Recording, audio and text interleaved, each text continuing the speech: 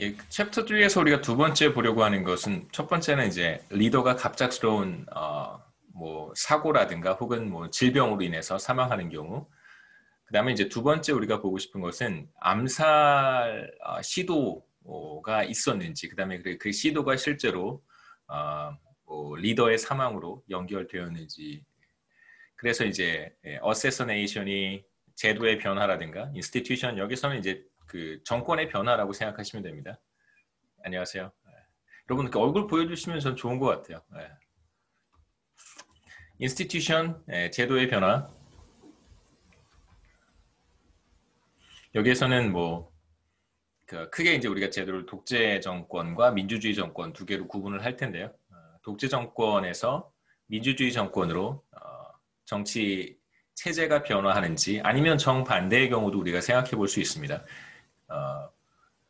정치 지도자가 혹은 뭐 대통령이나 국무총리가 암살에 의해서 사망함에 따라서 민주주의 정권이 독재 정권으로 바뀌는 경우도 우리가 생각해 볼 수 있겠죠. 그래서 제도의 변화는 이제 either way예요.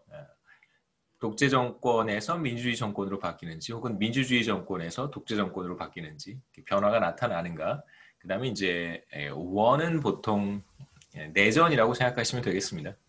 전쟁이 발발할 가능성이 높아지는지, 혹은 기존의 내전 상태였다면 내전이 확대되는지, 혹은 내전이 종식되는지, 이런 것에 지도자의 암살이 영향을 미칠 수 있는지, 그런 내용들을 한번 보도록 하겠습니다. 결과는 대체로 영향을 미친다는 거고요. 그래서 얼마나 영향을 미치는지 한번 보겠습니다. 뭐 정치 지도자가 암살당하는 경우 사실 굉장한 그 파장이 있다는 걸 여러분 다 아실 거라고 생각합니다.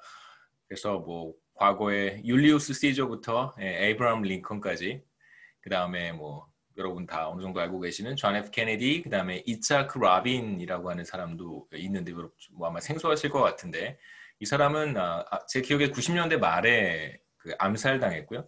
이제 이스라엘의 국무총리를 지냈습니다. 국방부 장관도, 젊었을 때는 국방부 장관도 역임을 했고요. 이 사람의 여러 가지 업적 가운데 하나가 이제 팔레스타인 해방기구라고 해서 그 가자 지역에 사는 팔레스타인 해방기구와 지속적인 어떤 아, 평화 프로세스라고 하죠. 요즘 정부에서 많이 표현하는 피스 프로세스. 그 단어가 사실 이제 이차크 라빈하고 피에로 사이에, 그 팔레스타인 해방기구 사이에서 나왔던 그 단어입니다. 평화 프로세스. 갖다 쓰는 거 잘 하잖아요. 정치인들은. 평화 프로세스를 구축하려고 노력을 많이 했고, 그 공로로 이제 노벨 평화상까지 받았습니다. 근데 나중에 그 이스라엘 내에 그 극우 세력이 있죠. 그러니까 팔레스타인 해방기구와의 이제 평화적 교류, 이런 것에 대한 그 거부감을 매우 강하게 가지고 있었던 극우 단체에 의해서 이제 암살됩니다. 이차크 라빈이고요. 그다음에 뭐 여러분 잘 알고 계시는 아돌프 히틀러는 그 뭐 결국은 2차 세계대전이 끝나면서 뭐 자살하게 되는데, 뭐 미스테리 뭐 이런 거 보시면은 뭐 자살하지 않았다, 뭐 아직도 살아 있다, 뭐 이런 얘기들도 많이 나오는데, 그 되게 유명한 일화가 있습니다. 그러니까 30 Minutes라고 하는 건데 영화로도 제작이 됐어요. 아마 제가 알기로도 비교적 최근에 한 10년 내에 한 번 또 영화가 제작이 됐고, 이전에도 비슷한 소재로 영화가 제작이 되었다는 얘기를 들어본 적은 있습니다. 아돌프 히틀러 같은 경우에 30년대로 기억하는데요. 30년대인가 40년대 초인가 그때쯤, 한 40년 전후에, 그때쯤 이제 그 베를린에 있는 그 뭐죠, 그 비어홀이라는 곳에서 뭐 연설 같은 걸 하게 돼요.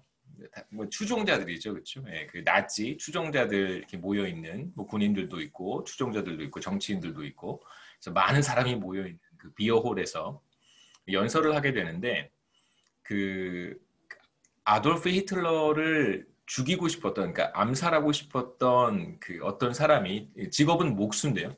그 사람이 이제 그 비어홀에 폭탄을 미리 설치를 해 놨던 거예요. 시한폭탄을 설치를 해놨습니다.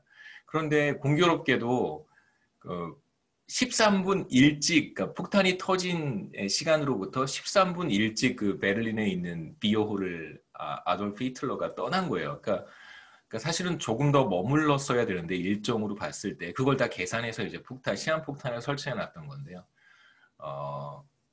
조금 일찍 13분 일찍 그 자리를 사실은 더 일찍 떠난 것이죠. 예, 일찍 떠나면서 13분 뒤에 폭탄이 터졌습니다. 그래서 폭탄이 터져서 아돌프 히틀러가 사실 서 있어야 되는 그 연단 위에 이제 지붕이 무너져 내려서 많은 사람이 죽지는 않았어요. 한 소수 잠깐만 적어놓은 게 하나 있는데 8명이 죽었다고 합니다. 8명이 죽고 굉장히 많은 사람들이 부상을 입었는데 그날따라 유난히 이제 아돌프 히틀러가 미넨에 있는 비어홀이고 그날따라 일찍 그 히틀러가 베를린으로 돌아가는 바람에 생명을 건질 수 있었다고 해요. 네. 그런 일화도 있습니다. 아돌프 히틀러는 뭐 암살당한 건 아니고요. 그래서 여기서 보고 싶은 것은 그 정치 지도자, 뭐 대통령이든 혹은 뭐 리더가 암살당한 이후에 역사적 사건들이 이렇게 크게 변화했다라고 생각되는 그런 경우들이 많이 있습니다. 실제로 그러한지 여러 국가들의 지도자들이 암살당한 데이터를 모아서 그 이후에 어떠한 변화가 나타났는가를 이제 살펴보는 것입니다. 크게 이제 제도의 변화, 그다음에 이제 또 하나는 전쟁 혹은 이제 내전이 발발하게 되는지, 그러니까 새로운 내전이 시작되는지, 아니면 기존의 내전 상태가 악화되는지, 혹은 내전이 종식되는지, 이러한 이제 두 가지 경우를 오늘은 보도록 하겠습니다. 어세스네이션이라고 하는 것 두 가지로 구분을 하는데요. 이제 어세스네이션에 대한 시도, 그러니까 암살 시도까지도 함께 고려하고요. 그러니까 암살 시도라고 하는 것은 이제 실패했을 때 암살 시도라고 하잖아요. 성공하면 암살이고 암살 시도를 했는데 실패하면 이제 시도가 되는 것이죠. 이건 이제 실패한 걸 암묵적으로 전제하는 것입니다. 그래서 아돌프 히틀러 같은 경우에는 이제 assassination attempt가 되겠죠. 하지만 이제 실패한 경우라고 볼 수 있습니다. 여기서의 이제 리더는 뭐 최고 통수권자라고 생각하시면 되고요. 뭐 국가에 따라서 정치 체제에 따라서 뭐 대통령제 혹은 뭐 의원 내각제를 채택하는 국가들이 있을 테니까 뭐 국무총리가 될 수도 있고 행정수반 혹은 뭐 대통령이라고 생각할 수도 있습니다. 그렇다면 이제 누가 프라이머리 리더인가, 그러니까 최고 통수권자가 누구인가, 뭐 데이터에 어느 정도 잘 나와 있어서 여기에서는 이제 아키고스 데이터셋을 사용을 했습니다. 그래서 1875년부터 2004년까지 비교적 긴 기간이고요. 130년 정도 기간, 187개 국가에 모두 2,440명의 최고 통수권자가 누구인지 그 리스트를 취합을 했고요. 그 다음에 어세스네이션 데이터는 어떻게 구했냐면 그 저명한 일간지들이라고 할 수 있습니다. 뉴욕 타임스와 워싱턴 포스트, 그 다음에 월스트리트 저널에 이제 기사 검색을 하는 것이죠. 그러니까 어세스네이션과 관련한 기사를 쫙 검색을 해서 관련된 자료를 모았는데 이제 몇 가지 예외적인 보통 이제 각 국가별로 최고 통수권자, 리더가 암살 당했거나 혹은 암살 기도가 있었다라고 하면 그건 뭐 전 세계 뭐 해외 탑픽이 될 테니까요. 신문 검색을 통해서 이 어세서네이션 데이터를 취합을 했는데 몇 가지는 배제를 했습니다. 두 가지는 배제를 했다고 하는데 첫 번째가 쿠데타가 발생했습니다. 그럼 이제 쿠데타를 통해서 정권을 잡은 사람들이 재임 중인 대통령 혹은 재임 중인 국무총리를 죽일 수도 있잖아요. 근데 그런 경우는 배제한 거예요. 그거 이제 쿠데타가 먼저 발생하고 그로 인해서 대통령이 이제 뭐 처형당하거나 처단되는 그러한 상황이기 때문에 어떤 면에서 보면 어세서네이션이라고 생각할 수 없습니다. 그 다음에 이제 두 번째 경우는 암살 기도가 사실 있었다라고 보기 어려운 거예요. 그러니까 어떤 이제 모종의 세력들이 혹은 개인이 단체가 대통령이나 국무총리를 이제 암살하기 위해서 계획을 세웠어요. 이제 그러다가 발각이 될 수 있잖아요. 최근에 2015년인가 16년쯤에 안녕하세요. 신혜린 학생. 2016년쯤에 이제 연도는 정확히 기억이 안 나는데요. 그때 이제 터키의 에르도안 혹은 뭐 에르도간이라고 하는데 터키 대통령 죽이려고 하는 그 암살 계획이 음모가 있었다라고 해서 뭐 수천 명 제가 기억에 수천 명 수만 명이 다 색출해서 잡혀갔던 그런 그 일이 있습니다. 비교적 최근의 일이고요. 그 경우에는 사실 그 암살 시도가 있었던 건 아니고 음모 암살 계획을 모의하다가 드러난 상황이라고 할 수 있어서 이제 그런 경우도 제외를 했습니다. 그래서 uncovered plot이라고 하면 암살을 모의하다가 발각된 경우는 사실 암살 시도라고 볼 수 없기 때문에 제외를 하고요. 그 다음에 이제 그다음에 암살 시도와 관련된 데이터를 이렇게 쭉 어떤 방식으로 취합하냐면 첫 번째는 암살 시도가 있었던 혹은 뭐 암살 있었던 이제 날짜와 장소를 이제 규명할 수 있고 그다음에 암살 과정에서 어떠한 무기를 사용했는지, 총을 사용했는지, 뭐 폭탄을 사용했는지, 혹은 칼을 사용했는지 이런 등등등 제가 간단하게 데이터를 보여드리겠습니다. 그다음에 실제로 리더가 사망했는지 아니면 사망하지 않았는지, 그다음에 이제 기타 여러 가지 정보들, 그곳 현장에 있던 사람들 중에 몇 명이 사망했는지 혹은 몇 명이 부상을 당했는지 이런 내용들도 우리가 알 수 있습니다. 데이터를 취합해 보면 모두 298번의 암살이 있었고요. 이제 251번이 serious attempt라고 이제 여기서 정의를 하는데 여기서 serious하다는 것은 무기가 사용이 된 거예요. 뭐 폭탄이나 혹은 총이 사용된 경우가 251번 1건이 있었고 이제 그 중에서 59 암살 시도 결과 이제 리더가 사망을 했습니다. 제가 정리를 쭉 했는데요. 카피 앤 페이스트에서 보시면 뭐 각 국가들, 뭐 아프가니스탄부터 시작해서 여기 이스라엘 라빈 총리도 들어가 있고요. 굉장히 많은 국가들이 있습니다. 비교적 최근에 여기 이제 콩고가 2개 있는데 하나가 DR 콩고고 다른 하나가 리퍼블릭 오브 콩고입니다. 이 안에 괄호 안에 있는 이곳은 이제 수도예요. 도시, 수도. 국가가 다르니까 수도가 다르겠죠, 그렇죠? 그 다음에 한국도 포함이 되어 있습니다. 79년에 박정희 대통령 포함이 되어 있고요. 그래서 이제 한국의 경우도 우리가 같이 묶어서 생각해 볼 수 있습니다. 미국 같은 경우에도 3차례 포함이 되어 있죠. 사망한 경우 생각해 보시면 존 F 케네디 63년에 있고요. 그러니까 대체로 사용한 무기를 보시면 사용한 무기는 이제 총이 굉장히 많습니다. 보시죠. 다시 돌아가 볼까요? 첫 번째부터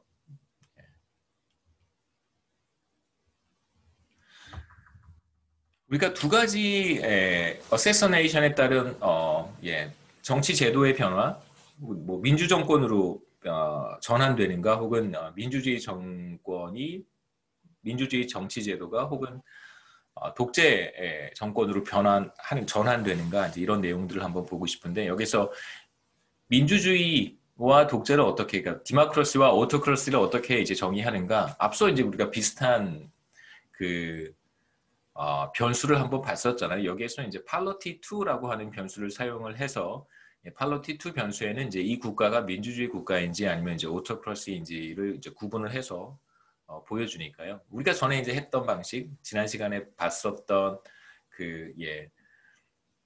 점수 있잖아요, 그렇죠? 팔로티 스코어 그런 거랑 굉장히 비슷하다고 생각하시면 됩니다. 그래서 우리가 뭐 자의적으로 이 국가가 디모크라시다, 오토크라시다라고 부르는 것이 아니라 팔로티 2 변수 따라서 이렇게 정의를 하는 것이고요. 그 다음에 제도와 관련해서 2번째 보고 싶은 것은 리더가 암살된 이후에 이제 20년 기간 동안 여기서 이제 암살이 됐고요.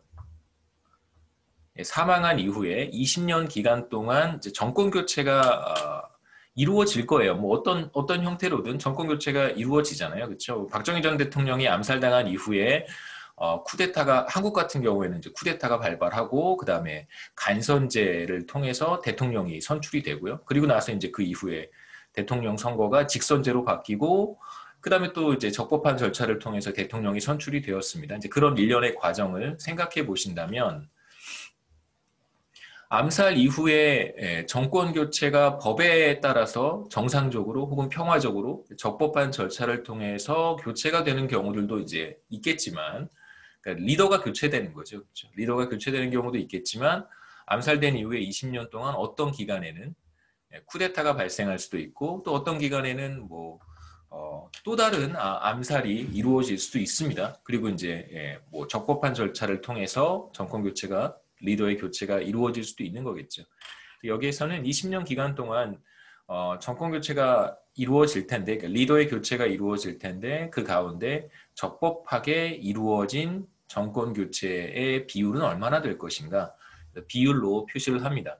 그래서 암살 이후에 정말 적법하게 정권 교체가 다 이루어졌다면 이 값은 100%가 될 것이고, 그렇지 못하고 한 절반 정도, 10년 정도는 정말 쿠데타라든가 여러 가지 비정상적인 방식을 통해서 리더가 교체가 되었다면, 그러면 이제 이걸 우리가 50%다라고 얘기할 수 있다는 것이죠. 그 다음에 두 번째 보고 싶은 것은, 첫 번째가 제도고 두 번째 보고 싶은 것은 내전에 미치는 효과예요.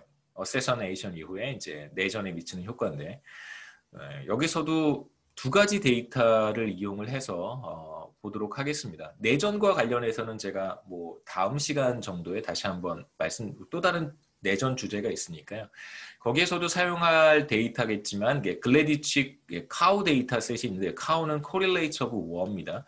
이 데이터는 꽤 오랜 기간 1800년 정도부터 2000년까지 모두 1000명 이상 사망한 내전이라든가 무력 분쟁 이런 것들에 대한 무력 충돌, 무력 분쟁에 대한 데이터를 모두 가지고 있습니다.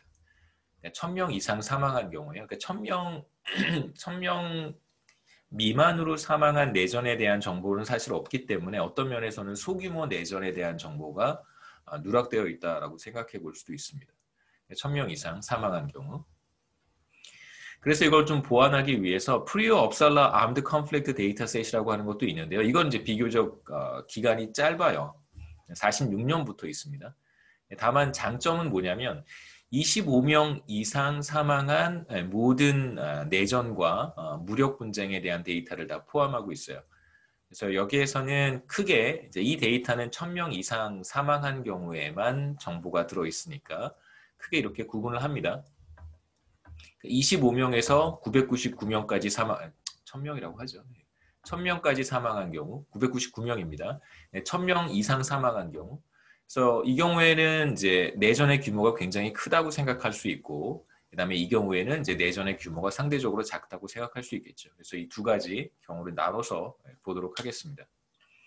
그래서 내전의 규모가 확대되었다라는 표현을 여러분 어떻게 생각하시면 되냐면, 간단하게 말씀드리면, 자, 이 시점에서 리더가 암살당했어요. 그러면 이제 이 전에 내전 상태였을 수도 있고, 1년 전에, 바로 1년 전에, 뭐 그냥 이렇게 생각해 볼까요? 80년에, 1980년에 리더가 암살이 됐고, 너무 옛날인가요? 여러분 상상할 수 없는 시간이죠, 그렇죠? 태어난 지 20년 전이니까. 예를 들어서 2000년에 암살이 되었습니다. 1999년에 내전 상태에 있었을 수 있잖아요. 이제 이런 내전 상태에 있었을 수 있습니다. 2001년으로 이렇게 넘어가는 거예요. 1999 암살되기 직전 시점과 암살된 이후 시점 사이에 이제 내전 상태의 양상의 변화가 있었는가? 우리가 이제 주의 깊게 좀 보고 싶은 것은 기존에 지속되고 있던 내전이 종식되었는지, 암살 이후에, 혹은 기존에 25명에서 1000명 규모의 내전 상태였는데 암살 이후에 이 내전 규모가 이렇게 확대되었는지, 1000명 이상으로 사망자가 늘어나는 내전 양상으로 확대되었는지, 이런 것들을 한번 보고 싶은 것이고요. 그러니까 우리가 결론부터 미리 말씀드리면, 실제로 어떤 민주주의 정권을 확립하거나 혹은 이제 내전을 종식하거나 이런데 암살이 미치는 효과가 사실 나타나요. 근데 그렇다고 해서 암살을 정당화하는 것은 아닙니다. 뭐 그렇게까지 해석하시면 좀 곤란한 것 같고요. 근데 누구나 자기가 보고 싶은 것만 보고 자기가 원하는 걸 이렇게 가져다가 자신의 주장을 정당화하기 때문에 물론 지금 제가 말씀드리는 이러한 결과들을 자신의 목적에 따라서 사용할 수도 있겠죠. 예, 뭐 그럴 수도 있습니다. 근데 우리는 이제 그렇게 해석하는 건 좀 곤란하다.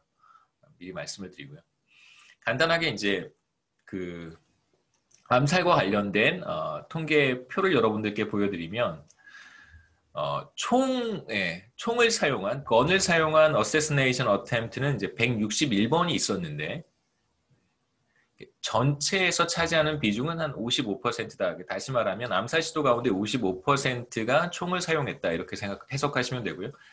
그 다음에 이제 총을 사용한 161번의 암살 시도 중에서 28%가 성공한 거예요. 그러니까 45명 정도가 실제로 사망했습니다. 그 다음에 이제 뭐 폭탄이죠. explosive device는 폭탄입니다. 폭탄을 사용한 경우가 91번인데 전체에 차지하는 비중은 31%고 폭탄을 사용했을 때의 성공할 확률? 네, 뭐 나중에도 비슷한 표현이 나오니까 그냥 여러분 중립적으로 들으셨으면 좋겠습니다. 경작자들은 이런 걸 이제 success, 뭐 failure 이런 식으로 표현하니까요. 성공할 확률이 5%. 그러니까 실제로 리더가 사망한 경우가 5명 정도고요. 그리고 이제 뭐 칼을 사용하는 경우도 있었습니다. 뭐 전체 8% 정도밖에 안 되고 이 경우에 이제 실제로 리더가 사망한 경우는 23번 중에서 13% 정도. 그 다음에 리더 이외에 주변에 있던 사람들에 대한 인명 피해를 볼 수 있는데 총의 경우에는 이제 평균 1명 정도 사망을 하고요. 그 다음에 부상을 입는 사람들이 한 2.2명 정도라고 볼 수 있습니다. 그런데 이제 폭탄의 경우에는 5.8명이 사망하고요. 주변에 부상자들이 18.2명. 그래서 뭐 총과 폭탄을 비교해서 생각해 보면 폭탄의 경우에는 암살에 성공할 확률이 낮은 반면에 주변에 있는 그 피해 규모를 키우는 그런 뭐 방법이라고 우리가 해석해 볼 수 있겠죠. 여기서 뭐 other라고 하면 제가 간단하게 적어 놓긴 했는데요. other라고 하면 뭐 arson, rocket attacks, stoning, 뭐 automobile crash 뭐 이런 것들이 다 포함이 됩니다. 그 다음에 이제 정치 제도와 관련된 간단한 정보인데요. 여기서 이제 암살에 대한 이야기는 조금 이따가 제가 말씀드릴 것이고 실제로 국가별로 이제 뭐 민주주의 정권이 독재 정권으로 바뀌는 경우도 있고 그다음에 독재 정권이 민주주의 정권으로 바뀌는 경우도 있습니다. 팔러티 2라고 하는 변수를 기준으로 우리가 해석을 했을 때요. 그래서 전체 레짐 뭐 이건 뭐 그냥 한번 보시고요. 디마크러시에서 오토크러시로 바뀌는 경우 그러니까 예를 들어서 2000년에 디마크러시였는데 2002년에 이제 2년 텀으로 생각하시면 돼요. T-1기와 T 플러스 1기 사이에 그러니까 이 사이에 암살이 일어났다고 생각하시면 안 됩니다. 이건 그냥 암살과 무관하게 정치 체제의 변화가 얼마나 빈번하게 나타나는지를 이제 보여드리기 위해서 준비한 테이블이고요. 그래서 디마크러시에서 오토크러시로 정치 체제가 변환되는 경우 대체로 한 4%에서 5% 사이예요. 그래서 뭐 대략 지난 100년 동안 20세기라고 생각해 볼 수 있겠죠. 20세기 동안 뭐 정치 체제의 변화가 나타난 경우는 뭐 매우 드물다 이렇게 생각해 볼 수 있습니다. 평균적으로 뭐 2, 3년 사이에 그렇죠. 2, 3년 사이에 평균적으로 100개 국가 중에서 정치 체제의 변화가 나타나는 국가는 뭐 한 4개 국가 정도, 5개 국가 정도다. 이렇게 생각해 보시면 돼요. 2, 3년 인터벌에서. 그러니까 이렇게 생각할 수 있겠죠. 지금부터 한 2, 3년 사이에 민주주의 제도를 채택한 국가가 독재 정권이 되는 경우는 뭐 전 세계 국가 한 200여 개 국가 좀 되잖아요. 그중에 뭐 한 10개 정도 될 것이다. 이렇게 우리가 얘기해 볼 수 있는 것이죠. 과거에 그랬다는 뜻입니다.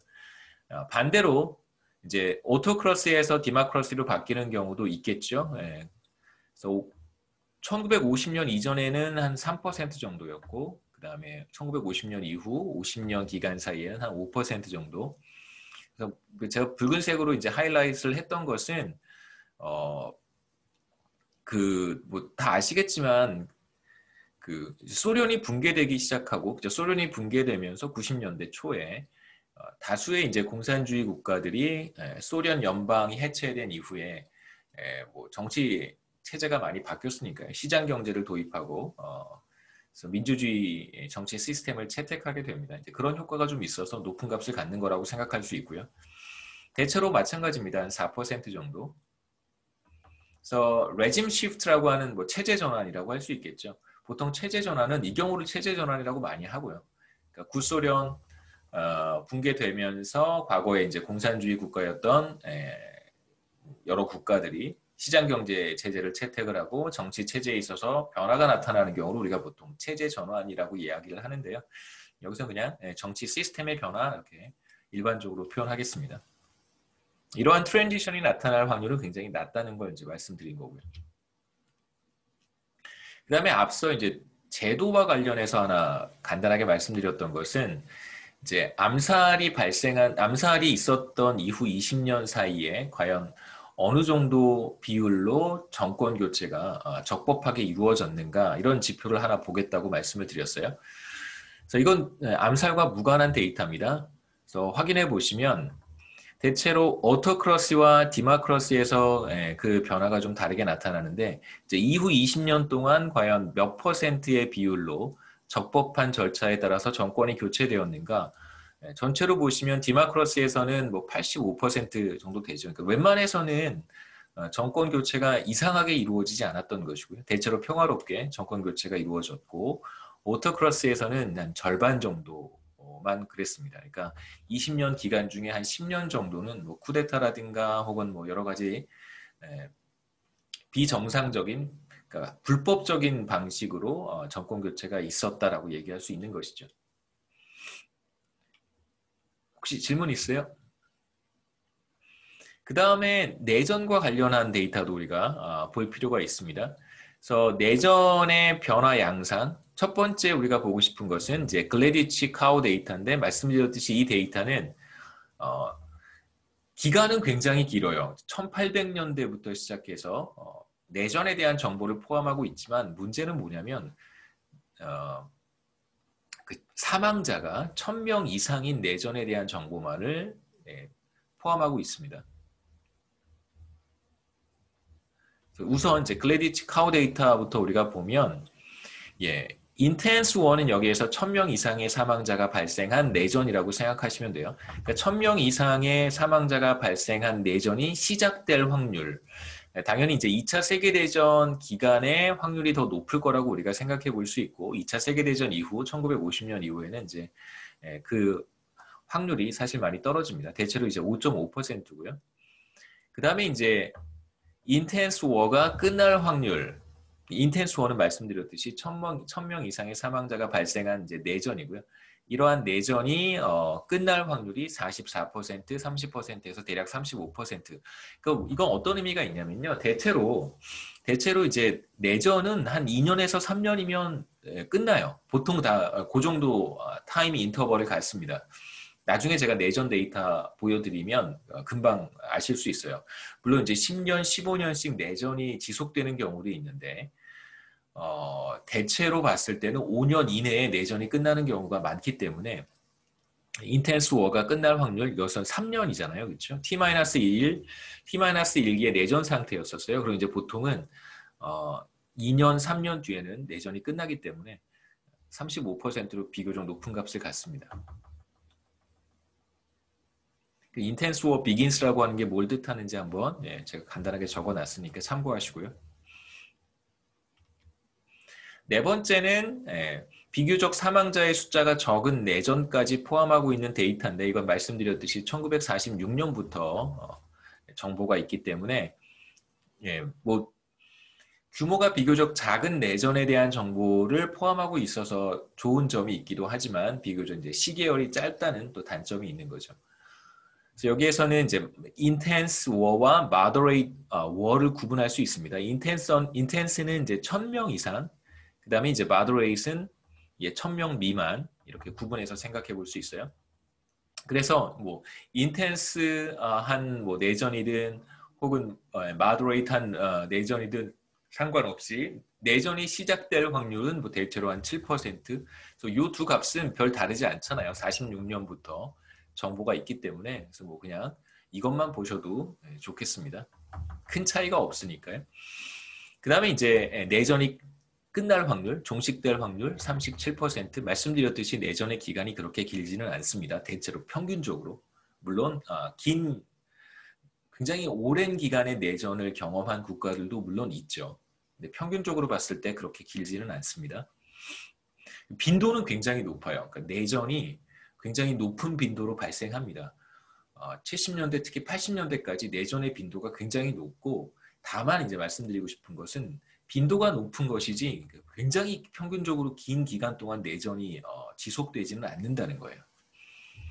그 다음에 사망자의 규모가 1000명 미만인 내전이 끝날 확률 30% 정도로 나오고요. 그 다음에 이제 사망자가 1000명 미만이었던 내전이 이제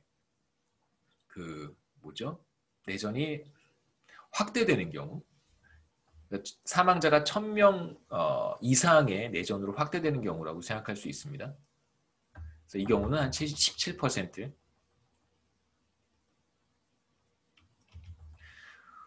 여기까지 질문 있으세요?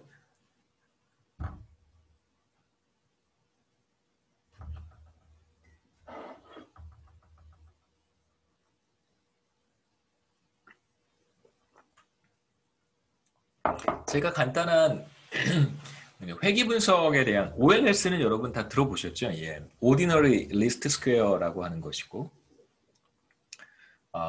최소 자승법이라고 부르기도 하는데요. OLS, 최소 자승법.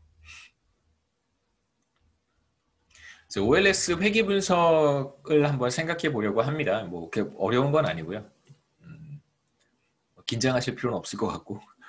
여기서 이제 보고 싶은 건 뭐냐면 Y라고 하는 변수가 바로 우리가 관심을 갖는 이제 제도의 변화라든가 혹은 이제 내전의 양상, 내전의 어떤 그 변화 양상을 이제 측정하는 변수라고 생각하시면 됩니다. 그래서 가장 단순하게 생각해 볼 수 있는 것은 이제 정치 체제, 정치 제도의 변화, 제도의 변화라고 한번 생각해 보시죠. 제도의 변화하고요. y는 뭐 0의 값을 갖거나 1의 값을 갖거나 그게 좀 쉽겠죠, 그렇죠? 예. 1의 값을 갖거나 0의 값을 갖거나. 다시 말하면 오토크러시에서 디마크러시로 바뀌면 1, 혹은 디마크러시에서 오토크러시로 바뀌면 1. 바뀌면 1이고요. 체제가 정치 시스템이 바뀌면 1. 그다음에 바뀌지 않으면 0. 디마크러시에서 디마크러시로 가거나 혹은 오토크러시에서 오토크러시로 가거나. 그래서 암살을 기준으로 해서 이제 제도의 변화가 나타나는가, 나타나지 않는가를 측정하는 게 이제 Y 변수라고 생각해 보시고요. 물론 이제 내전의 변화 양상에 대해서도 우리가 Y를 얘기할 수 있는데, 이제 여러분 이해를 돕기 위해서 우리가 이제 뭘 하고 있는 것인지, 그 다음에 이제 이러한 변화를 어떻게 우리가 추정할 수 있는지에 대한 설명을 간단하게 드리겠습니다. 그 다음에 이제 오른쪽에 베타 곱하기 success라고 하는 이제 텀이 나오는데, 여기서 success는 그 암살에 성공하면 그 리더가 암살을 통해서 사망하게 되면 1의 값을 갖는 거고요. 그 다음에 이제 리더가 암살 시도에도 불구하고 사망하지 않았다면 0의 값을 갖는다. success라고 하는 표현을 써서 뭐 다 이해하실 거라고 생각합니다. 경제학과 학생들이니까요. success가 1의 값을 가질 수도 있고 0의 값을 가질 수도 있습니다. 1의 값을 가지면 리더가 사망한 경우고요. 암살을 통해서. 0의 값을 가지면 이제 암살 시도가 있었다. 그 다음에 이제 X는, 여기서 X는 국가별로 이제 암살이라고 하는 사건이 발생할 텐데, 그러니까 제도의 변화는 단순히 리더가 암살 당하는가 당하지 않는가에만 영향을 받는 건 아니잖아요. 국가의 어떤 역사적 배경이라든가 여러 가지 이제 상황들, 그러니까 각 국가마다 어떤 그 특수한 차이들이 있을 텐데, 그러한 차이들을 이제 우리가 적절히 통제를 해야 될 거예요. 그러니까 우리는 사실 애플과 오렌지를 비교할 수는 없잖아요. 애플과 애플을 비교하거나 오렌지와 오렌지를 비교해야 되는데, 사실상 지구상에 있는 모든 국가들은 애플과 오렌지와 같아요. 이제 애플과 오렌지를 비교하기 위해서는 어떻게든 이 둘을 비슷한 과일로 만들어야 됩니다. 근데 그러려면 이 국가들이 가지고 있는 어떤 고유한 차이들을 어느 정도 이렇게 다 통제를 해야 될 거예요. 그러니까 여성과 남성을 비교할 때도 기본적인 이제 성별의 차이가 존재하니까 여성의 소득과 남성의 소득을 비교하고 싶어요. 그럼 이제 어떻게 해야 될까요? 기본적으로 이제 성별의 차이 같은 것들을 우리가 통제한다. 이렇게 얘기를 합니다. 그래서 국가 간의 어떤 고유한 특성이라든가 또는 제도에 영향을 미칠 수 있는 여러 가지 요인들이 국가별로 다를 수 있어요. 그러니까 좋은 제도를 가지고 있는 국가가 어떤 특정한 특성을 가지고 있을 수 있고 좋지 못한 제도를 가지고 있는 국가는 어떤 또 특정한 형태의 어떤 특성을 가지고 있을 수 있습니다. 이제 이런 것들의 차이를 우리가 조정할 필요가 있어요.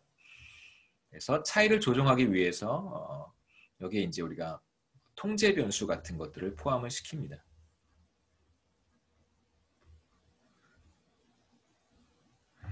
그 다음에 마지막에 있는 엡실론은 뭐 여러분 다 아실 거라고 생각하는데 이건 이제 오차항이라고 부르는 것이고요. 오차항. 우리가 설명하지 못하는 어떤 그 이외의 것들, 에러죠, 에러. 이제 에러는 평균이 제로예요.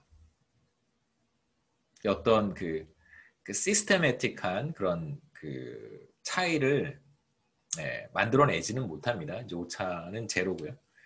평균 취하면 0이 된다 이렇게 생각하시면 됩니다. 간단한 예를 생각해 볼 텐데 이제 국가 간의 차이가 없는 경우에요.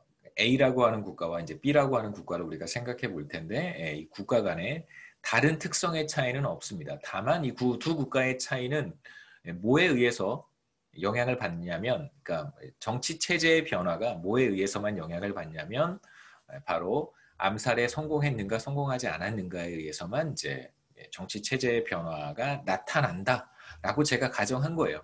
물론 정치 체제의 변화는 우리가 관찰할 수 없는 여러 가지 그 복합적인 요인, 노이즈라고 할 수도 있고 여러 가지 외부적인 요인에도 영향을 받게 되어 있습니다. 오차항이죠. 그럼 뭐 우리가 관찰할 수 없는 것이니까. 갑자기 외계인이 출현해서 정치 체제를 바꿔놓을 수도 있습니다. 뭐 예를 들면 그런 경우에요. 근데 그거는 예상할 수 없고 뭐 그럴 가능성은 누구에게나 어떤 국가에게나 있는 것입니다. 자 이제 석세스가 1의 값을 갖는 경우를 한번 생각해 볼 텐데 이제 리더가 사망한 국가에서 평균적인 Y 값을 한번 찾아보죠. 자 Y의 평균을 계산해 보겠습니다. 어떤 국가에서냐면 이제 암살 당한 국가에서 Y의 평균 값을 한번 계산해 보고 싶은 거예요. 그래서 제가 Y1 바라고 표시를 했습니다. 지도자가 암살된 국가에서의 Y의 평균값 이렇게 생각하시면 되고요. 그래서 지도자가 암살된 국가는 모두 N1 국가의 개수가 N1이에요. 국가의 개수입니다. 그래서 Y 값들을 다 이러한 국가들의 Y 값들을 다 더하는 거예요. 다 더한 다음에 국가의 개수인 지도자가 암살된 국가의 개수인 이제 N1으로 나눠주면 우리가 평균값을 계산할 수 있겠죠. 평균에 대한 공식입니다. 자 그런데 지도자가 암살이 됐으니까 자, yi, 암살된 국가에서는 당연히 베타 곱하기 1이겠죠. 석세스가 1의 값을 가질 것이고 그 다음에 오차, 항 우리가 생각해야겠죠. 이게 바로 yi예요. 지도자가 암살된 국가에서의 y 값은 이렇게 표현합니다. 그래서 yi 대신에 제가 이렇게 이 값을 넣은 것이고요. 그 다음에 뭐 나머지 계산은 뭐 간단하죠, 그렇죠? 네. 베타를 n번 n1번 더했으니까 이건 그냥 베타가 되고 뭐 한번 해볼까요? 네. 헷갈리시면 제가 한번 해보죠. 두 번째 이퀄리티에서 세 번째 이퀄리티로 어떻게 가냐면 이렇게 가는 겁니다. 서메이션 베타 더하기 오차항이고요. 그래서 이거를 이렇게 나눠 쓸 수 있겠죠. 1 over n 베타 더하기 1 over n 서메이션의 엡실론 i 이렇게 나눠 쓸 수 있고요. 이게 지금 베타가 n개 있으니까 똑같은 게 n개 있으니까 이건 그냥 베타와 같아지고 얘는 그냥 베타가 됩니다. 그 다음에 이제 아까 뭐라 그랬었냐면 이제 엡실론은 평균 대충 평균하면 이제 0과 같다고 했으니까 이제 우리가 이건 무시할 수 있습니다. 남는 값은 이제 베타라고 할 수 있겠죠. 여기서 베타. 그러니까 베타가 뭘 의미하는지를 제가 먼저 설명드리고 싶은 거예요. 두 번째는 이제 암살에 실패한 국가. 예, 이거는 not killed입니다. 죄송합니다. 카피 앤 페이스트 하다가 여기 not killed예요. 예, 암살 시도가 있었지만 예, 리더가 사망하지 않은 국가에서의 이제 Y 값의 평균. 예.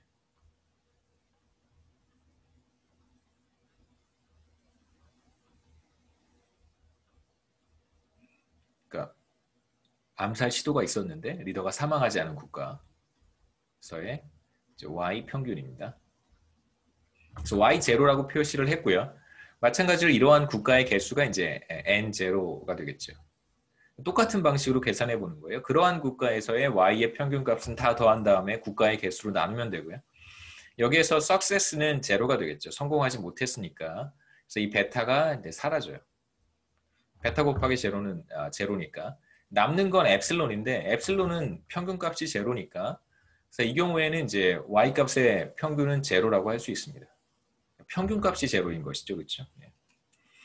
그래서 Y1 바는 암살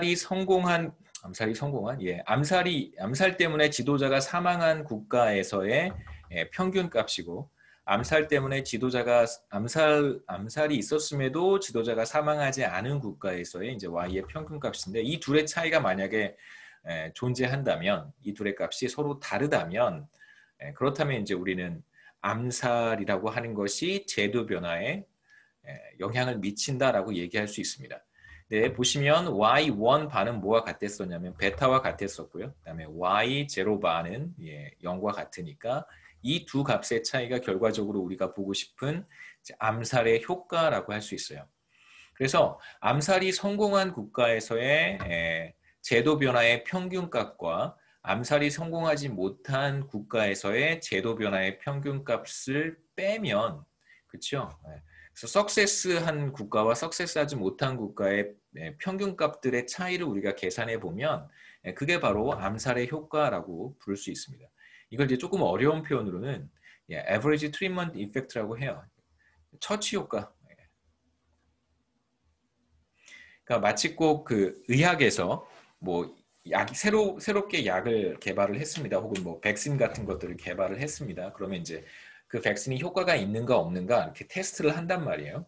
그러면 한 그룹의 사람들에게는 진짜 약을 이렇게 투여를 하고 혹은 뭐 백신을 투여를 하고 또 다른 그룹의 환자들한테는 전혀 얘기를 하지 않고 그게 진짜 약인지 뭐 아니면 가짜 약인지 전혀 얘기하지 않고 뭐 그 플라시보라고 하죠. 가짜 약을 주거나 혹은 백신이 아니라 무슨 식염수라든가 뭐 하여튼 뭐 전혀 건강에 무해한 그런 게 들어있는 이제 백신 주사를 이렇게 투여한다든가 이렇게 해서 두 그룹에 이제 실험을 하겠죠. 그래서 이쪽 그룹 진짜 약 혹은 백신을 투여한 그룹의 사람들에게서 나타나는 효과 그게 Y1 바와 같은 거고요. 이쪽에서 가짜 약을 투여 혹은 뭐 가짜 백신 인체에 무해한 어떤 그냥 그런 아무런 영향을 미치지 못하는 플라시보 같은 것들을 준 두 번째 그룹에서의 어떤 효과 이 둘을 이제 뭐 비교하는 것이죠. 혈압이 얼마나 변했는지 예를 들면 뭐 혈압약이라고 한다면 혹은 뭐 항체 백신이라고 한다면 항체가 얼마나 생겼는지 그래야 비교할 수 있잖아요. 그 차이를 이제 우리가 통상적으로 average treatment effect라고 하고 익스페리먼트 같은 데서 굉장히 많이 활용을 합니다. 우리가 이런 비슷한 개념들이 나중에 또 나와요. 제가 여러분들한테 그 행동경제학 이런 거 관심 되게 많으시잖아요. 실험경제학 이런 거 그 소득 수준이 높은 국가에서는 실험경제학이나 행동경제학을 그런 실험을 수행하는 게 힘들어요. 왜냐하면 기본적으로 인건비가 비싸잖아요. 사람들을 상대로 해서 실험에 참여하도록 독려하고 참여한 사람들에게 그에 따른 이제 어떤 금전적 보상을 해줘야 되잖아요. 시간에 대한 기회비용이라는 것이 있기 때문에. 그런데 소득 수준이 높은 국가에서는 시간에 대한 기회비용이 굉장히 높잖아요. 시간당 최소한 뭐 10달러씩은 줘야 되니까 한 사람에 뭐 조금씩 더 줘야 이제 참여하는 사람도 있을 수 있습니다. 시간당 지급해야 되는 어떤 보상의 금액이 높아서 소득 수준이 높은 국가들에서는 이제 그런 실험을 잘 하지 못하고요. 비교적 이제 소득 수준이 낮은 국가들, 저개발 국가들에 가서 이제 다양한 형태의 실험들을 많이 수행을 했습니다.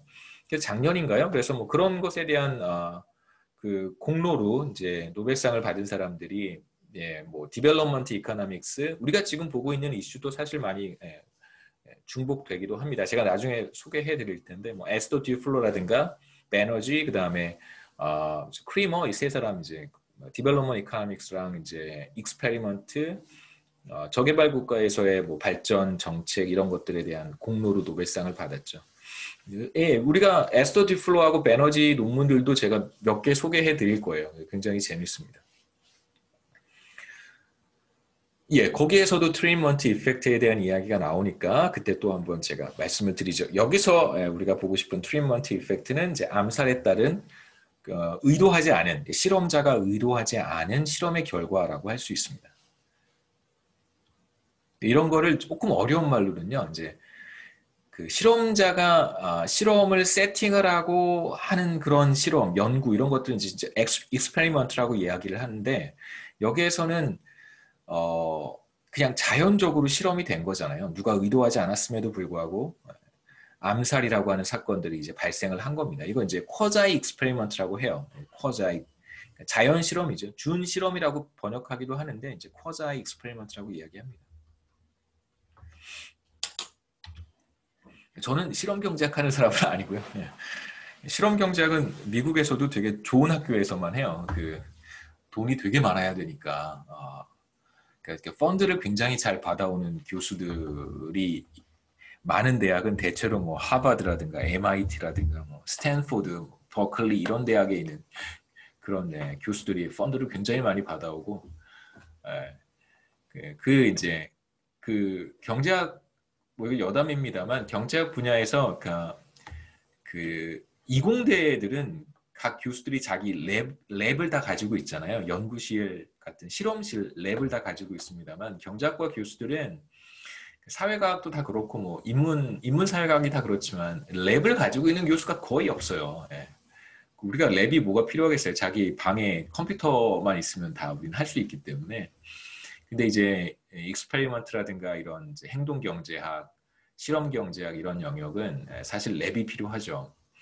그 다음에 랩을 이렇게 운영하려면 인력이 필요하단 말이에요.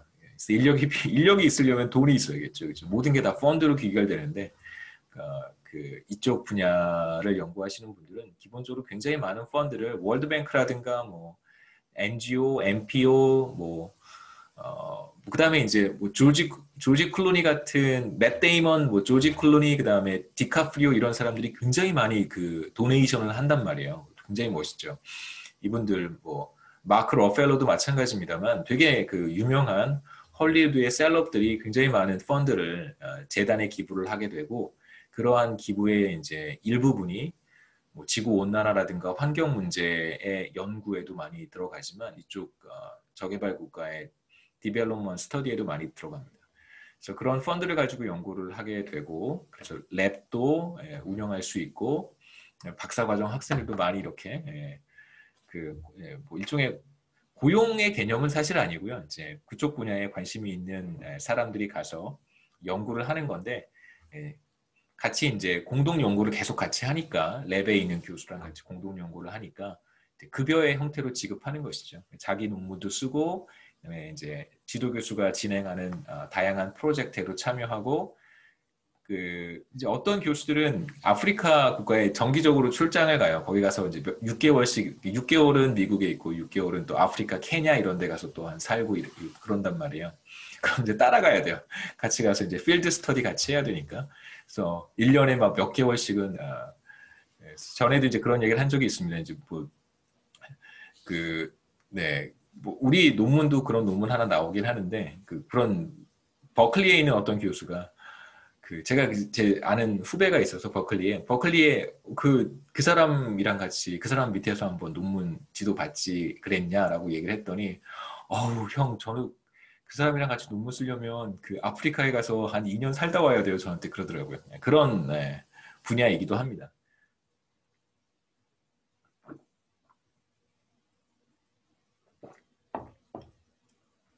우리가 지금 보고 있는 이 데이터나 이런 것들은 사실 이제 굳이 그럴 필요는 없죠. 하지만 나중에 우리가 보려고 하는 다양한 이슈들은 실제로 현장에 가서 데이터를 수집한 사례들이 될 거예요. 보여드리겠습니다. 이 그림은 제가 그냥 만든 건데요. 여러분들의 이해를 돕기 위해서 앞서 두 가지를 소개를 했습니다.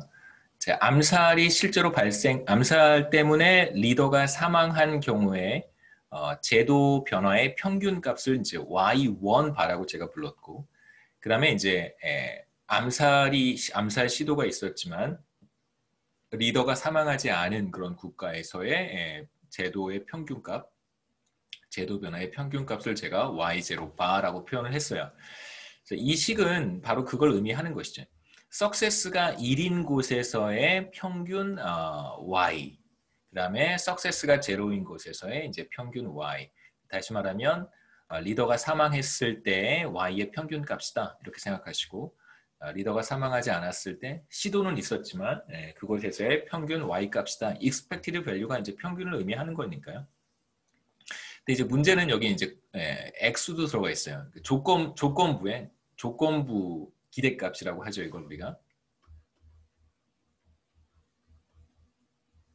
X는 그냥 아까 말씀드렸듯이 애플과 오렌지를 비교하는 건 불가능하니까 애플과 오렌지를 같은 과일로 만들어주는 것은 물리적으로 불가능하지만 우리는 할 수 있습니다. 그렇죠?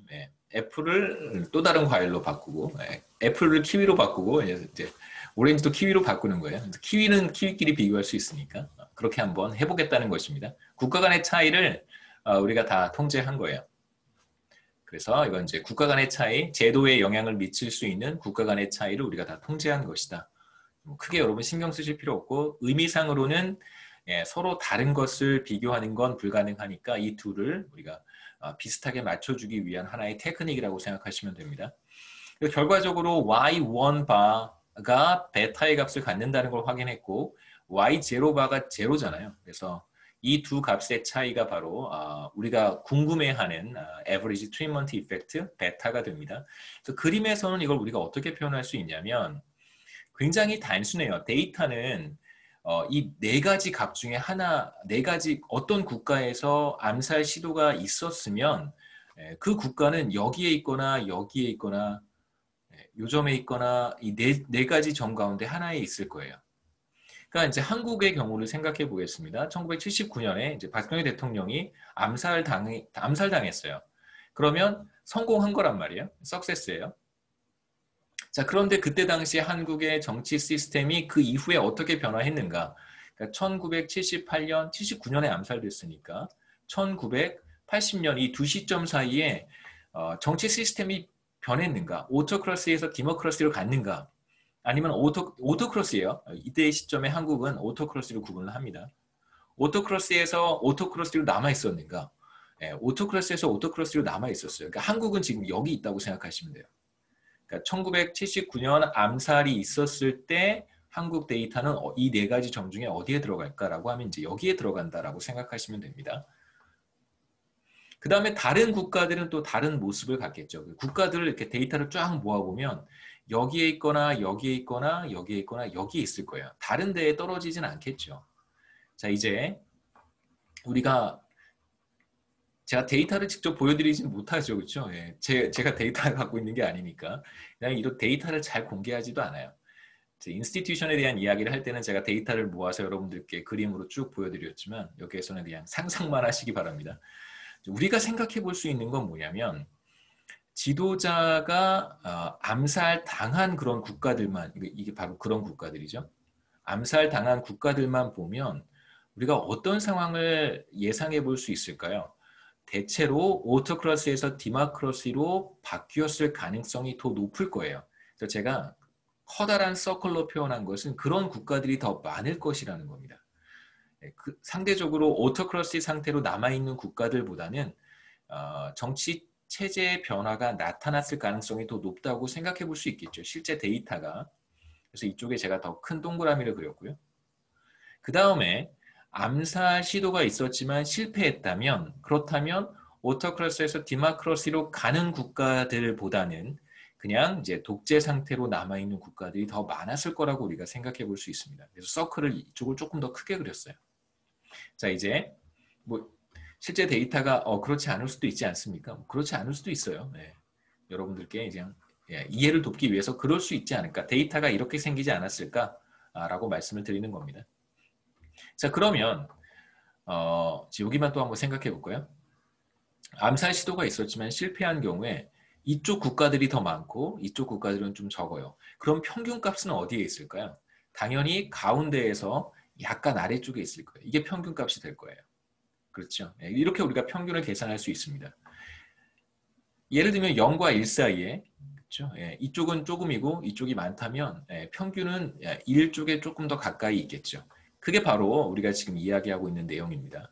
그래서 여기에서 우리가 지금 계산한 것은 석세스가 제로일 때 제로인 국가들의 평균적인 Y의 값을 찾아보면 그 Y의 값은 0.5보다는 조금 아래에 있을 거예요. 왜냐하면 그러한 국가들에서는 오토크러시 상태로 남아있을 가능성이 더 높을 테니까. 실제로 데이터에서 그렇게 나타날 테니까.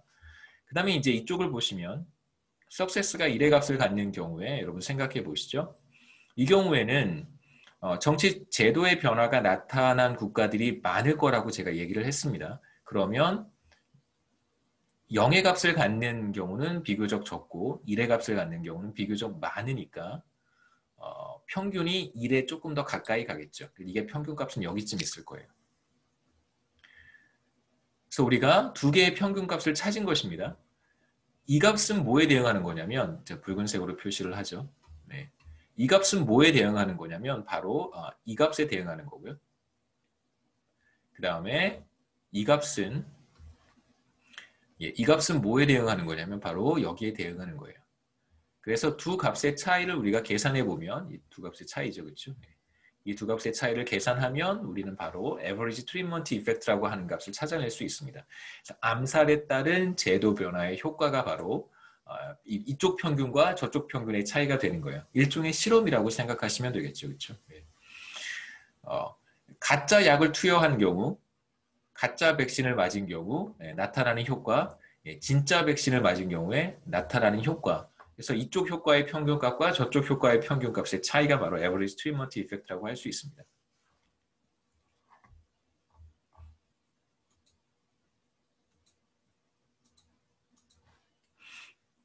질문 있어요?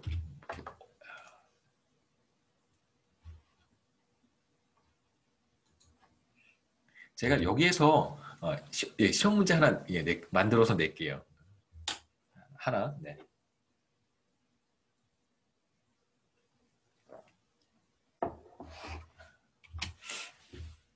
간단한 결과를 제가 소개하겠습니다. 제가 시험 문제 만들어서 내겠다 그러면 나중에 또 학생들이 막 질문합니다. 그때 뭐 이거는 무엇인가요? 네, 질문 혹시 잘 이해를 못하셨으면 제가 뭐 동영상 또 만들어서 녹화를 하고 있나요? 예, 녹화하고 있습니다. 동영상 만들어서 또 업로드 하겠지만 혹시 보시고 잘 이해가 안 되는 부분이 있으면 말씀해 주시기 바랍니다. 자, 여기서 이제 우리가 보고 싶은 것은 뭐 제도 변화에 미치는 효과인데요. 간단하게 결과만 제가 말씀을 드리고 이 결과가 얼마만큼 그 임팩트가 있는 것인지 위주로 설명을 해드릴게요. 그래서 우선 지도자가 사망한 경우와 이제 그렇지 않은 경우, 그러니까 석세스가 1인 경우와 이제 0인 경우를 비교를 했을 때 지도자가 사망한 경우에 제도 변화가 나타날 확률은 9%포인트 상승합니다. 그러니까 이 차이가 9%포인트라는 거예요. 그러니까 사망한 경우와 그렇지 않은 경우는 지금 비교하고 있는 건데 이 베타 값이 9%포인트만큼 된다는 것이죠. 그렇죠? 이게 바로 9%포인트라는 거예요. 이 차이만큼 생긴다는 거죠. 지금 이제 제가 보여드렸던 이 그림 그대로 사용을 할 수 있습니다. 두 번째는 여기에서는 그 다음에 암살에 성공할 경우 민주주의 정치 시스템으로 이행하는 경우가 많이 관찰이 되고요. 그 다음에 다시 한번 돌아가서요. 여기서 이 값이 이제는 이제 오토크라시, 디모크라시, 뭐 오토크라시가 사실 아니고 이제는 이제 그 암살이 이루어진 이후에 20년 동안 그 이후에 20년 동안 정권 교체가 얼마나 합법적으로 이루어졌는가, 적법하게 이루어졌는가라고 하는 값은 이제 우리가 조금 다르게 봐야 되겠죠. 이거는 뭐 각 국가마다 0에서 1 사이에 매우 다양한 값을 가질 수 있잖아요. 이제 그 경우에는 우리가 조금 다르게 접근을 해야 됩니다. 그래서 그건 제가 따로 설명하지는 않을게요. 충분히 이해하실 수 있을 거라고 생각하고 암살이 성공한 그런 국가, 암살이 성공하지 못한 국가 이렇게 비교해 보면 그 이후에 20년 동안 정권 교체가 얼마나 적법하게 이루어졌는가 마찬가지 아이디어예요. 이쪽의 평균과 저쪽의 평균을 비교하는 거예요. 다만 우리가 앞서 봤던 것과의 차이점은 이제 다양한 값을 가질 수 있겠죠. 그러니까 정치 제도의 변화는 바이너리한 거잖아요. 제로 아니면 원이지만 이 경우에는 적법하게 이루어진 기간의 비율이 될 테니까 다양한 값을 가질 수 있어요. 하지만 바텀 라인은 기본적으로 평균 값을 비교하는 것입니다. 여기에서도 11%포인트 정도 정권 교체가 적법하게 이루어질 확률이 상승합니다. 얼마나 큰 임팩트가 있는지를 이제 보는 게 사실 더 중요하니까 제가 남은 슬라이드는 이제 그렇게 해서 정리를 했고요. 우선 민주주의 정치 시스템을 갖고 있는 국가에서 리더가 암살되는 경우에는 어떤 정치 체제의 변화가 크게 두드러지게 나타나지 않아요. 그래서 우리가 오토크러시에 초점을 맞춰보면 앞서 그림에서 봤던 것과 마찬가지입니다. 그림에서 제가 이렇게 표현을 했었죠. 이쪽이 오토크러시에서 디마크러시로 가는 거고요. 이쪽이 오토크러시에서 오토크러시로 가는 거예요. 그러니까 지금 우리는 오토크러시만 사실 봤던 거예요. 앞에 그림에서. 디마크러시에서 오토크러시로 가는 걸 제가 설명하지는 않았잖아요. 그래서 오토크러시에 우리가 국한해서 제가 그림을 설명해 드렸던 것이고요. 여기에서 마찬가지로 오토크러시에만 국한해서 우리가 살펴본다면 그러면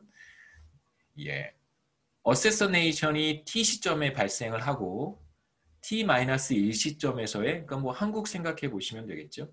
한국은 디마크러시로 가지 못했기 때문에 T+1기에 T-1기에 오토크러시였고 한국은 그 이후에도 이제 오토크러시가 되겠죠. 그래서 여기서 지금 보고 싶은 것은 암살이 발생한 시점 1979년, 그 다음에 78년, 이제 80년, 78년과 80년 사이에 이런 식으로 다 비교를 하는 거예요. 물론 이제 이 시점에만 국한되지는 않겠죠. 이렇게 전 시점과 그 다음 시점 사이에 정치 제도의 변화가 나타났는가, 실제로 암살이 발생을 하게 되면 13%포인트 상승하니까 이거 합치면 17.3%가 되는 거예요. 어마어마한 거죠. 그렇죠? 오토크러시에서 디마크러시로 이행할 확률은 평균적으로 뭐 그냥 암살이 있든 없든 상관없이 평균 한 4.2% 정도 되는데 이 확률이 13.1%포인트 상승하는 거예요. 그래서 굉장한 차이라고 우리가 이야기할 수 있습니다. 그 다음에 또 하나 생각해 보고 싶은 것은 암살 사건이 그러니까 지도자가 암살된 이후에 20년 동안 과연 얼마나 적법하게 정권 교체가 나타나는가. 오토크러시 경우만 우리가 국한해서 보면 이게 55%였었습니다. 앞서 제가 보여드렸던 바로 그 테이블이고요. 보면 19.1%포인트 상승하니까 굉장히 큰 차이라고 볼 수 있어요. 왜냐하면 디마크러시 경우에는 84%란 말이에요. 이 둘의 차이입니다. 84%와 55%의 차이가 29%예요. 그러니까 독재 정권과 민주주의 정권 사이에서 향후 20년 동안 정권 교체가 얼마나 적법하게 이루어지는가를 비교해 보면 그 차이가 29%포인트인데 단순하게 지도자가 암살되었을 때 이 차이의 3분의 2가 메이크업 되는 거죠. 대략 이게 30% 차이라고 하고 그러니까 독재 정권에서 지도자가 암살되었을 때 이후 정권 교체가 얼마나 적법하게 이루어지는가 그게 20%포인트 상승하는 거잖아요. 그러니까 이 30%의 차이에 3분의 2 정도를 메이크업할 수 있다는 뜻입니다. 그 다음에 이제 내전에 대한 이야기인데요. 9시, 10시. 제가 지난 학기에도 그랬었는데 시간을 딱 맞춰서 끝내면 학생들이 별로 안 좋아하더라고요. 지난 학기에는 시간을 오버한 경우도 되게 많았는데 물론 그때는 녹화 동영상이었긴 하지만 시간을 조금 제가 줄여서 끝내는 게 좋은 것 같습니다. 조금 일찍 시간 15분 딱 맞춰서 안 끝내고요. 조금 일찍 끝내겠습니다. 그 다음에 이제 내전 관련해서도 의미 있는 이제 결과가 나타나는데, 물론 이제 지금 보시는 결과는 통계적 유의성을 갖지는 않습니다. 5%에서. 그러니까 5% 유의 수준에서 0과 다르다라고 이제 우리가 말할 수는 없는 것이죠. 그래서 weak evidence라는 표현을 썼고요. 지도자가 암살되는 경우, 그러니까 successful assassination attempt는 뭐 다시 말씀드리면 암살 시도가 있었고 성공하는 경우, 다시 말하면 지도자가 암살되는 경우, 과연 이제 내전 상황이 어떻게 달라지는가? 한번 보시죠. 여기에서 T-1기에, 그러니까 지도자가 암살되기 바로 직전 시점에 intense war가 있었어요. 그러니까 굉장히 많은 사망자가 발생하는 그런 내전 상태에 있었습니다. 지도자가 사망한 이후에 이 내전이 끝날 확률은 25.5% 상승해요. 다시 말하면 지도자의 사망으로 인해서 내전이 종식될 가능성이 굉장히 높아지는데, 실제로 이제 이 결과가 그렇게 통계적 유의성을 갖지는 않습니다. 여러 가지로 우리가 생각해 볼 수 있는데, 보시면 50년 이전에 내전이 종식될 확률이 굉장히 높았어요. 44%로 높았습니다. 그리고 이제 그 시점에 이렇게 보면 대체로 뭐 정치 지도자들이 암살되는 경우도 더러 있었기 때문에 이제 우리가 이 해석에 있어서는 조금 조심할 필요가 있고요. for sure 그렇게 말할 수 없는 거니까요. 그 다음에 사망자가 1000명 미만이었던 이제 moderate war가 이제 내전이 확대되는 경우, 그러한 경우 확률도 이제 상승한다고 볼 수 있습니다. 이건 이제 통계적 유의성이 나타나요. 그래서 지도자가 암살로 인해서 사망하는 경우, 이제 바로 그 직전 시점에 내전이 지속되고 있는 상태였는데, 지도자가 사망하는 경우에는 그 내전이 1000명 이상의 사망자가 발생하는 대규모 내전으로 확대될 수 있습니다. 굉장히 높죠. 17%에서 33.1%포인트 상승하니까요. 근데 이것도 해석할 때 저는 개인적으로 조심할 필요가 있다고 생각합니다. 그러니까 내전 상태라고 하면 정치적 불안 요인이 계속해서 존재하는 거잖아요. 그러면 당연히 거꾸로 생각해 보면 내전이 존재하는 국가에서는 지도자에 대한 암살 시도 가능성도 높아지는 거예요. 그러니까 리버스 코젤리티 얘기를 우리가 전에 했었습니다만, 그러니까 내전이라고 하는 것이 암살에도 영향을 미치는 거죠. 지금 우리는 뭘 보고 있는 거냐면 내전에 영향을 미치는 것이 암살 성공 여부잖아요. 그런데 이 경우에는 내전 중인 국가에서는 내전이라고 하는 것이 오히려 암살에도 영향을 미칠 수 있습니다. 이게 리버스 코젤리티예요. 그러니까 우리는 암살은 외생적인 것이고, 암살이라고 하는 것이 그러니까 약을 투여하듯이, 그렇죠? 약을 투여하듯이 암살을 우리가 해석하고 있는데, 그게 실험자에 의해서 통제되는, 조작이 되는 것이 아니라 우리가 지금 보고 싶은 내전이라고 하는 결과가 오히려 암살에도 영향을 미칠 수 있는 이제 리버스 코젤리티가 존재할 수 있다고 해석할 수 있습니다. 그래서 저는 이것도 개인적으로는 좀 조심스럽게 해석할 필요가 있어요. 그러니까 뭐 무작정 지도자가 암살 당하면 내전이 확대되느냐? 그런가라고 생각해 볼 수 있잖아요. 내전 상태에서는 오히려 지도자가 사망할 가능성도 암살에 의해서 사망할 가능성도 높아지기 때문에 조금 이것도 해석에 조심할 필요는 있다고 생각합니다. 그 다음에 이제 암살 이전에는 T기에 암살이 있는 거고요. T-1기와 T+1기. T-1기에는 내전이 없었어요. 평화로운 시기였습니다. 그런데 이제 암살로 인해서 지도자가 사망하는 경우에 내전이 시작될까? 그것에 대한 뚜렷한 증거는 없어요. 그러니까 지도자가 암살된다고 해서 내전이 시작되는 것은 아니다. 이렇게 얘기할 수 있습니다. 시간 10분이면 끝내는 게 좋을 것 같아요. 뭐 나머지 좀 남은 내용들이 있는데 다음 시간에 이 부분 간단하게 이제 제도 변화에 대한 이론적인 이야기 조금 제가 소개를 하고, 그 다음에 내전 전쟁에 대한 이론들 간단하게 소개를 합니다. 두세 페이지 정도로. 그 다음에 이제 우리가 템퍼러처 하고, 그 다음에 별도로 이제 내전에 대한 섹션이 챕터가 있으니까요. 이제 그 얘기까지 이어서 하겠습니다. 혹시 질문 있어요?